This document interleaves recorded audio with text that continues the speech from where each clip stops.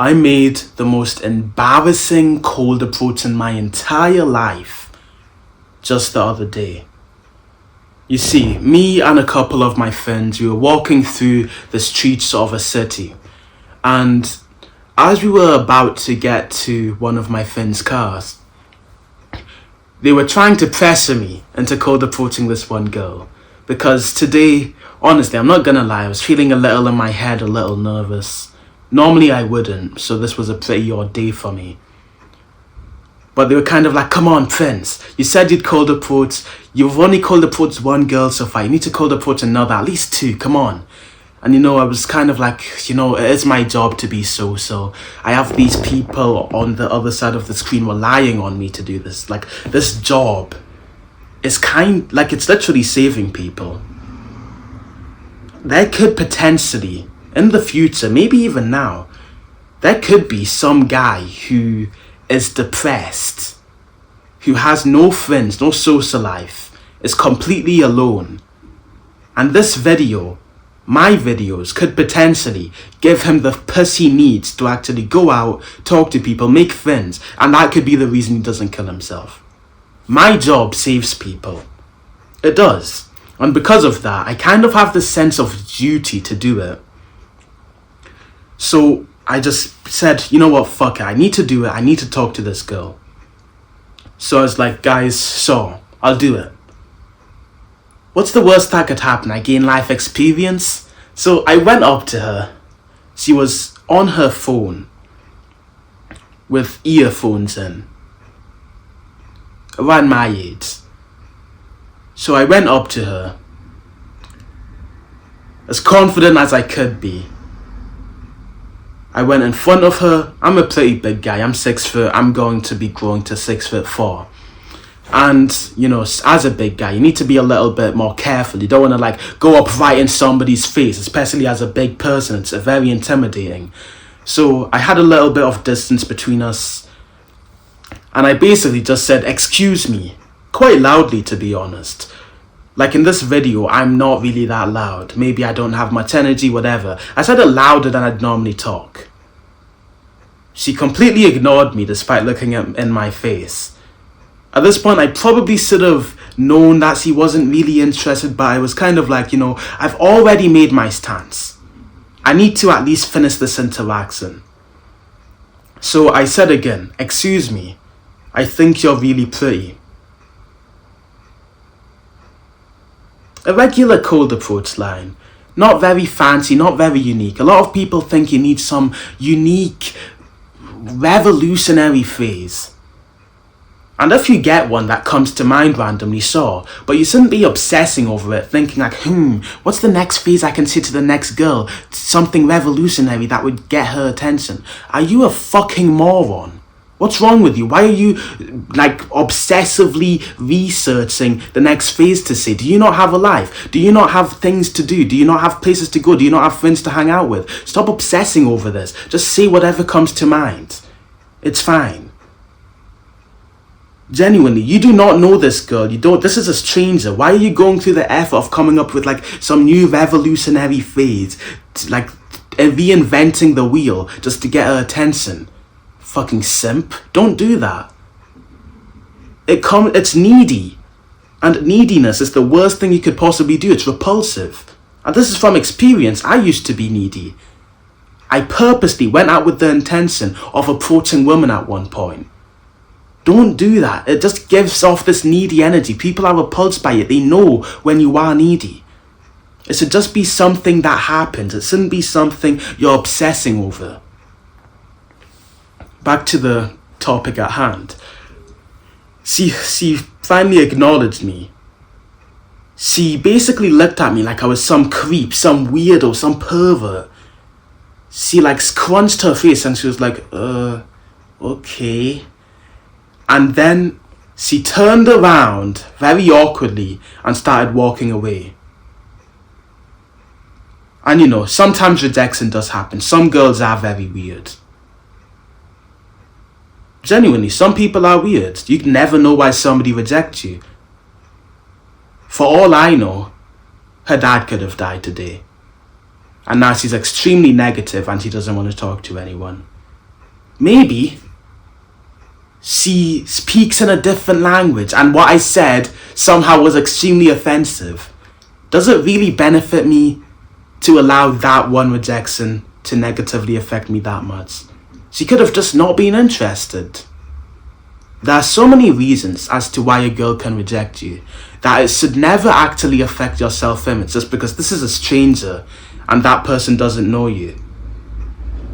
The only time you can take it personally is like if that person knows every single thing about you and knowing all of that, she decided to reject you. Okay, that's a different thing. This is a stranger who knew nothing about me besides the first 2 words. How many words? Excuse me, I think like 5 words. 5 words, my appearance physically and my body language. That's all she had to base me off of. Can I really take it that personally? No, you shouldn't either. It's just a rejection. It happens. It's common. It happens commonly. You are more likely to get rejected than you are to get accepted. That's just how math works. So it happens frequently. Fine. Fair enough. I'm kind of like, that was kind of weird. She could have just said she wasn't interested. Oh well. And I started walking off towards my friends again. As I was walking off, these 2 girls who were like adults, as they were walking past, because they overheard the approach, they said, "Are you okay?" And I thought they were talking to me. I had just gotten rejected. Maybe they were trying to see, did that affect my mental health? Am I depressed now? As I turned to them, about to say, I'm fine, don't worry, I realized that they were talking to the girl I just had approached. And immediately, the very low embarrassment I felt at the time increased dramatically. These 2 girls who were walking past thought I was sexually harassing her, bro.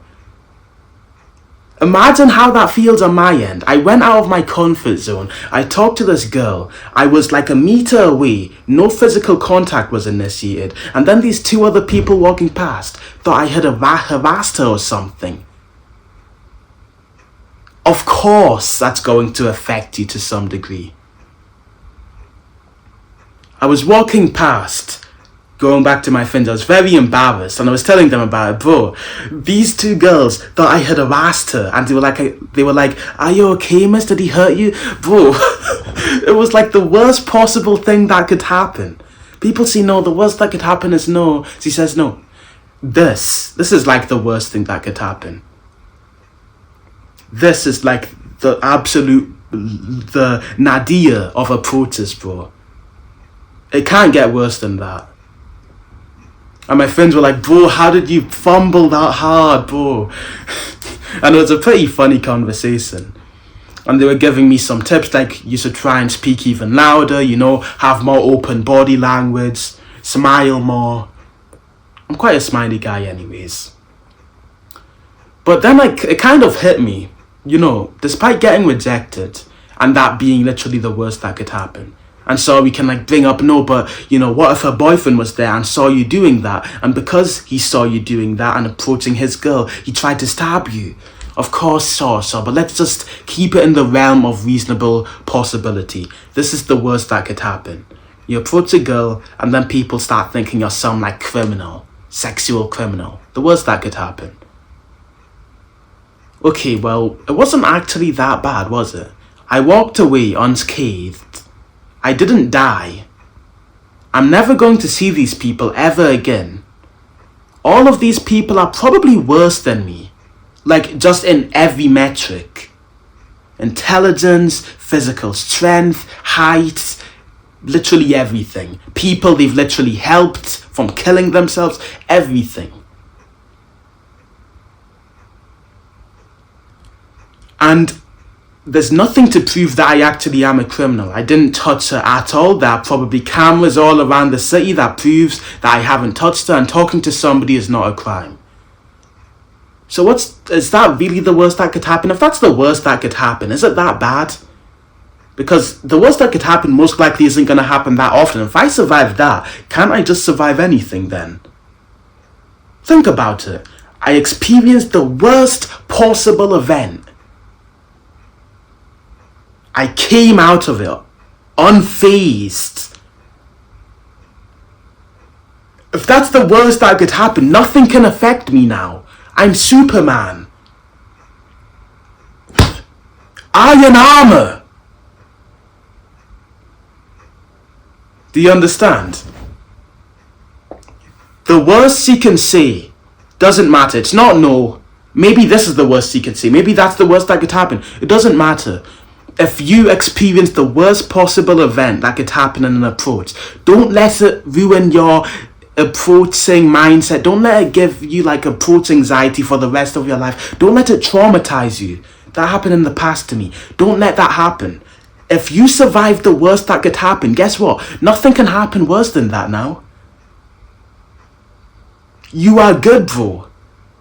Imagine that. You've just survived the worst possible event. You're fine now. You can survive things that are easier than that, right? Can you? If let's give an example. If you are a professional boxer and you are boxing for your entire life, it's your mission in life. You're boxing, you get hurt, you break some bones, you get your nose broken, it hurts a lot, it's scary, you go in the ring with all of these guys bigger than you, you're afraid, all of the social pressure, people are watching you.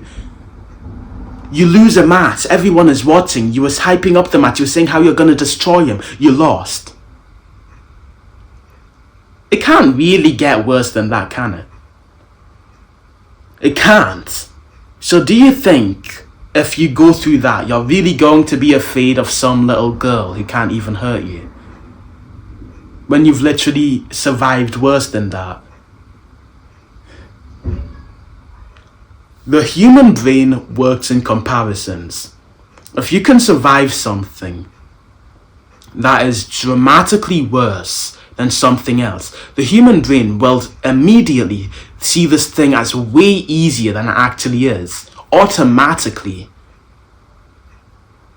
And this also applies vice versa. The first time you experience true hardship,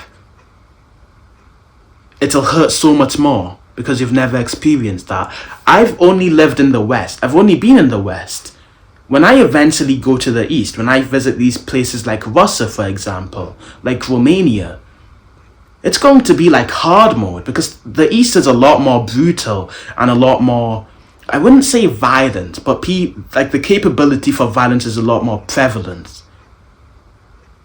It's going to be hard mode. There'll be all of these like cultural differences that I'll need to get adjusted to because in the West it's quite soft. You don't often see assault unless it's like in a bar or at night time. Neither of which I really participate in that much. So when I go to like Russia, for example, I'm going to be so anxious and paranoid. I'm going to be looking behind me. I won't know how all of these things work because I've just lived this like easy life in the West compared to Russia. If you live in Russia for your entire life, you experience such hardship, you almost die by some like drunk addict, you get your phone stolen and tossed in the water, you get stranded in this forest with all of these animals trying to kill you, and then some guy or some group of like this gang tries to kill you and rob you. These are my friends' stories. When you come to the West, when you come to places like Scotland, it's just gonna be funny, bro. Nothing will affect you at all. You're gonna see some gang who's trying to threaten you and you're just gonna be like, I've seen a gang way worse than you. What, you're trying to threaten me? Oh, it's not even gonna affect you. The human brain works in comparisons. So if you experience the hardest things ever, it's only gonna be hard once. After that, it only goes uphill from there. So don't be afraid of hardship. Actually, welcome it. Because if you survive through hardship, it only gets better. Genuinely. If you get punched in a boxing fight, the next punch, so it may hurt as much, like it will do the same amount of physical damage, but you're kind of more prepared for it mentally. It doesn't hurt you as much, like you know what it feels like now. You've survived it once, you can take another one.